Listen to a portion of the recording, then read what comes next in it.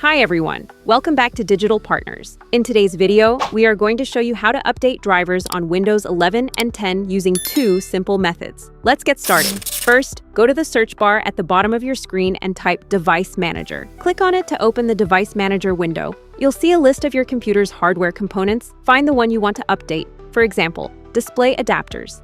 Click the small arrow to the left of the category to expand it. Then, right-click on the device you want to update and choose Update Driver.